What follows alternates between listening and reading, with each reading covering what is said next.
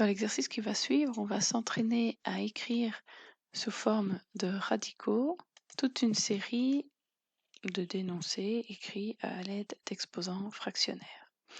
Et donc, par exemple, le premier, vous avez deux exposants 1/3. L'exposant 1/3 correspond tout simplement à la racine cubique de 2. Un deuxième, si vous avez moins 2 exposants 1/3, bien vous assurez de ce sur quoi porte le 1/3. Ici, le 1/3 ne porte que sur le 2, donc le moins va rester à l'extérieur de la racine cubique de 2. Alors que pour le suivant, on a la valeur absolue de moins 2 exposant moins 1/3. Et là, on peut d'abord traiter l'exposant négatif en écrivant 1 sur moins 2 exposant moins 1/3, exposant 1/3, pardon, justement, et l'exposant 1/3 qui se traduit par une racine cubique. Donc, on va avoir 1 sur racine cubique de la valeur absolue de moins 2. Mais la valeur absolue de moins 2, en fait, j'aurais déjà pu le changer depuis un petit temps. Valeur absolue de moins 2, on sait que c'est 2. Donc, en réalité, on a 1 sur la racine cubique de 2.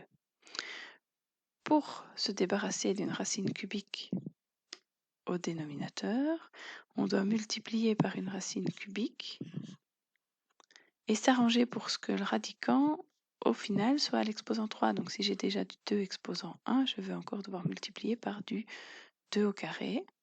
Même chose au-dessus, racine cubique de 2 au carré, ce qui me donne racine cubique de 4 au numérateur sur 2 au dénominateur.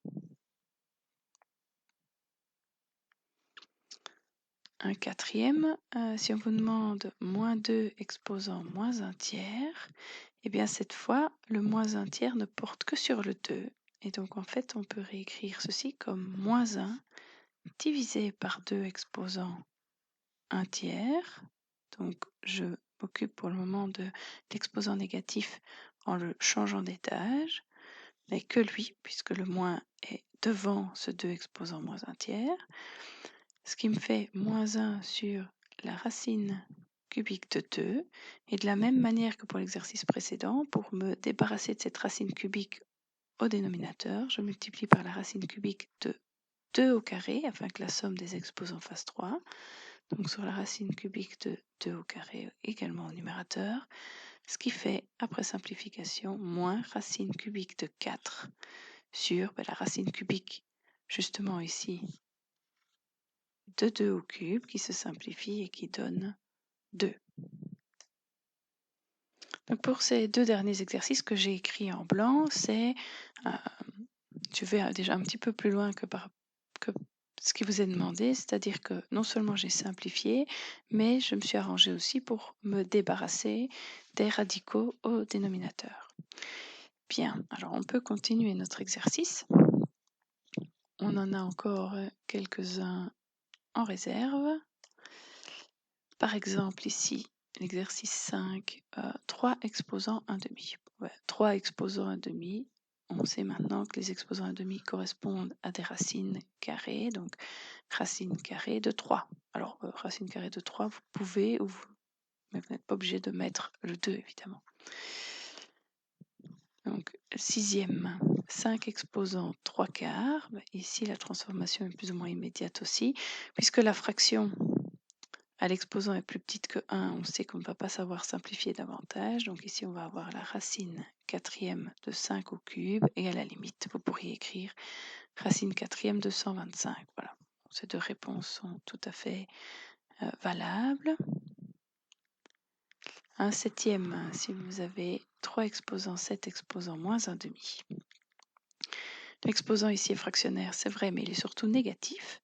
Et on peut se débarrasser d'un exposant négatif en pensant à inverser. Donc en changeant d'étage. Bon, ici, j'ai déjà une fraction, donc en fait, si je l'inverse dans la parenthèse et que j'écris 7 tiers, j'ai en réalité 7 tiers exposant un demi. Bon, ben, 7 tiers exposant un demi, c'est la même chose que la racine carrée de 7 tiers. Alors, racine carrée de 7 tiers, je pourrais aller plus loin et dire que c'est la racine carrée de 7 sur la racine carrée de 3. Et que la racine carrée de 7 sur la racine carrée de 3, si je multiplie par racine de 3 sur racine de 3, je vais pouvoir me débarrasser de la racine qui est au dénominateur, puisque racine de 3 fois racine de 3, on sait que ça fait 3.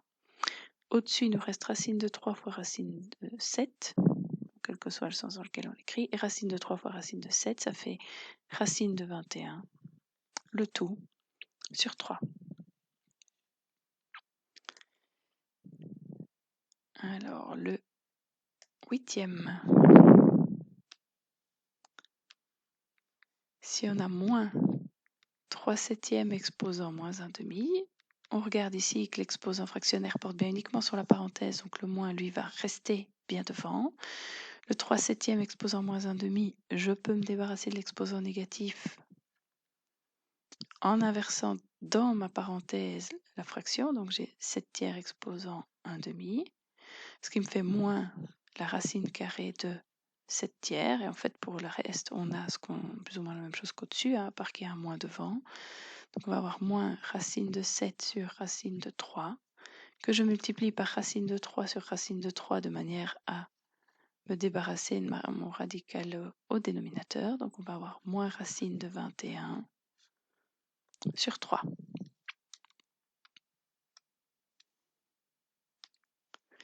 Le 9e, si vous avez 16 sur 25 à l'exposant moins un demi, même topo, je me débarrasse de mon exposant négatif en commençant par inverser ce qui se trouve sous l'exposant, donc j'ai 25 16e exposant un demi, ce qui fait la racine de 25 16e, mais racine de 25 16e, on sait que c'est la même chose que racine de 25 sur racine de 16, ce qui fait 5 quarts. Et pour terminer, le 10e, vous avez 27 sur 8 exposant moins un tiers. C'est exactement le même type de raisonnement que le précédent, donc j'inverse ce qui se trouve dans ma parenthèse, puisque j'ai une fraction, ce qui donne 8 27e exposant un tiers, ou racine cubique de 8 27e. Je peux séparer ma racine éventuellement en deux, ce qui fait racine cubique de 8 sur racine cubique de 27. Mais 8, c'est 2 au cube, alors que 27, c'est 3 au cube. Donc après simplification, au numérateur, il me reste la racine cubique de 2 au cube, soit 2, et la racine cubique de 3 au cube, ça fait 3. Et là, on a simplifié au maximum.